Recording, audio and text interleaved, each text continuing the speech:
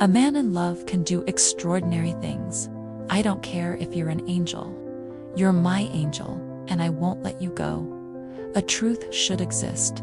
It should not be used like this.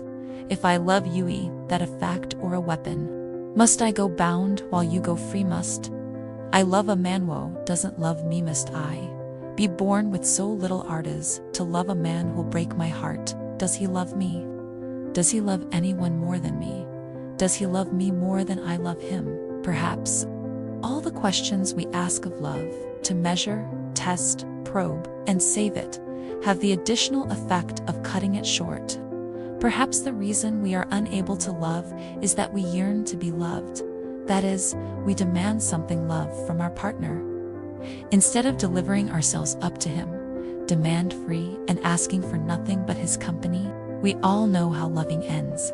But I want to fall in love with the world anyway, to let it crack me open. I want to feel what there is to feel while I am here.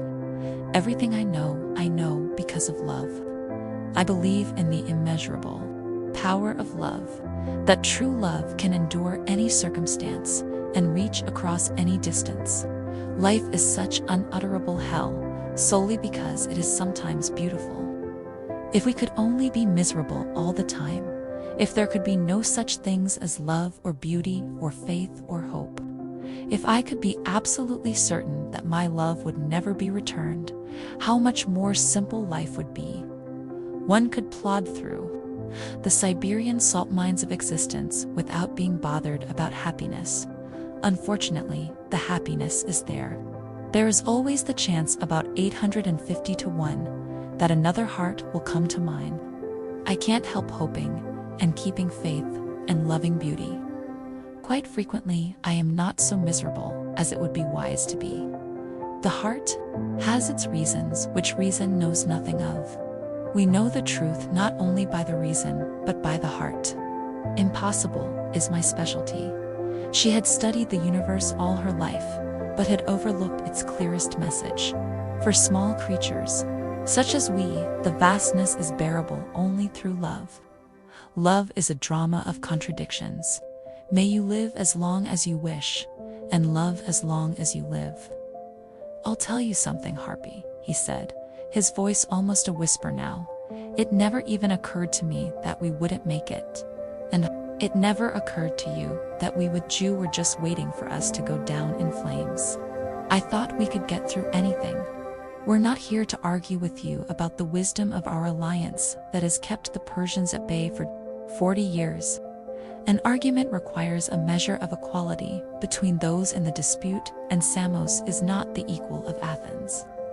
If you can't stand being with a woman who's more successful than you, then leave her alone. She's better off without you.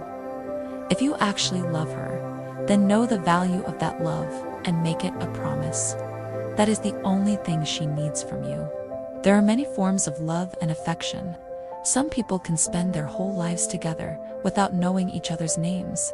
Naming is a difficult and time-consuming process. It concerns essences, and it means power. But on the wild nights, who can call you home? Only the one who knows your name. Who knows? Maybe they're right. Maybe we are driven crazy by our feelings. Maybe love is a disease, and we would be better off without it. But we have chosen a different road. And in the end, that is the point of escaping the cure. We are free to choose. We are even free to choose the wrong thing. If I were to kiss you, then go to hell, I would. So then I can brag with the devils I saw heaven, without ever entering it. It reminds me that no embrace will ever feel the same again, because no one will ever be like her again, because she's gone. She's gone, and crying feels so useless, so stupid, but it's all I can do. And there in the dark, he asks if it was really worth it. Were the instants of joy worth the stretches of sorrow? Were the moments of beauty worth the year of pain? And she turns her head and looks at him and says always, I am lonely, yet not everybody will do. I don't know why. Some people fill the gaps and others emphasize my loneliness. Infantile. Love follows the principle. I love because I am loved. Mature love follows the principle. I am loved because I love. Immature love says, I love you because I need you. Mature love says, I need you because I love you. It was as if, when I looked into his eyes, I was standing alone on the edge of the world, ... On a windswept ocean beach. There was nothing but the soft roar of the waves. Well, it's simple to love someone, she said. But it's hard to know when you need to say it out loud. I'll be your family now, he says. I love you, I say. He stares at me. I wait with my hands clutching his arms for stability as he considers his response. He frowns at me. Say it again. Tobias, I say, I love you. Love me like you'll never see me again. I want you to know, if you ever read this, there was a time when I would rather have had you by my side than any one of these words. I would rather have had you by my side than all the blue in the world, but now you are talking as if love were a consolation. Simone well warned otherwise. Love is not consolation, she wrote. It is light. All right then, let me try to rephrase. When I was alive, I aimed to be a student, not of longing, but of light. I love you, he thought, looking at Wynne. I love every part of you, every thought and word. ... Entire complex, fascinating bundle of all the things you are. I want you with 10 different kinds of need at once. I love all the seasons of you, the way you are now, the thought of how much more beautiful you'll be in the decades to come. I love you for being the answer to every question my heart could ask. Happiness is part of who we are. Joy is the feeling. Love is forgiving, accepting, moving on, embracing, and all-encompassing. And if you're not doing that for yourself, you cannot do that with anyone else. I wanted movement and not a calm course of existence. I wanted excitement and danger, and the chance to sacrifice myself for my love. Once, very long ago, time fell in love with fate. This, as you might imagine, proved problematic. Romance disrupted the flow of time. It tangled the strings of fortune into knots. The stars watched from the heavens nervously, worrying what might occur. What might happen to the days and nights were timed to suffer a broken heart? What catastrophes might result if the same fate awaited fate itself? The stars conspired and separated the two. For a while they breathed easier in the heavens. Time continued to flow as it always had, or perhaps imperceptibly slower. Fate weaved together the paths that were meant to intertwine, though perhaps a string was missed here and there. But eventually, fate and time found each other again. In the heavens, the stars sighed, twinkling and fretting. They asked the moon her advice. The moon, in turn, called upon the Parliament of Owls to decide how best to proceed. The Parliament of Owls convened to discuss the matter amongst themselves night after night. They argued and debated while the world slept around them, and the world continued to turn, unaware that such important matters were under discussion while it slumbered.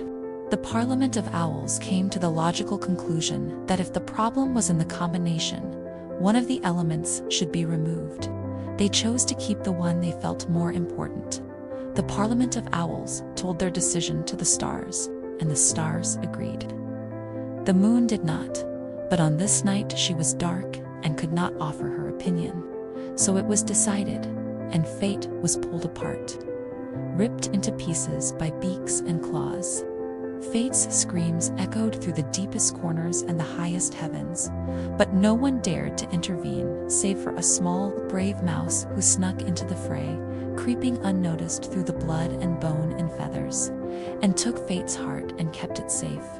When the furor died down, there was nothing else left of Fate. The owl who consumed Fate's eyes gained great sight. Greater sight than any that had been granted to a mortal creature before. The Parliament crowned him the Owl King. In the heavens, the stars sparkled with relief, but the moon was full of sorrow. And so time goes as it should, and events that were once fated to happen are left instead to chance, and chance never falls in love with anything for long. But the world is strange, and endings are not truly endings, no matter how the stars might wish it so. Occasionally, fate can pull itself together again, and time is always waiting. He then put both hands on the door on either side of my head and leaned in close, pinning me against it. I trembled like a downy rabbit caught in the clutches of a wolf. The wolf came closer. He bent his head and began nuzzling my cheek. The problem was, I wanted the wolf to devour me. People do the damnedest things when they're in love. Love is illogical. You fall into it like a manhole, then you're just stuck. You die in love more than you live in love. If you are offended by a belief that says you can't have your own definition of God, be alarmed at yourself. The implications are humbling, if not embarrassing. We travel initially to lose ourselves, and we travel next to find ourselves. We travel to open our hearts and eyes and learn more about the world than our newspapers will accommodate. We travel to bring what little we can, in our ignorance and knowledge, to those parts of the globe whose riches are differently dispersed. And we travel, in essence, to become young fools again, to slow time down and get taken in and fall in love once more,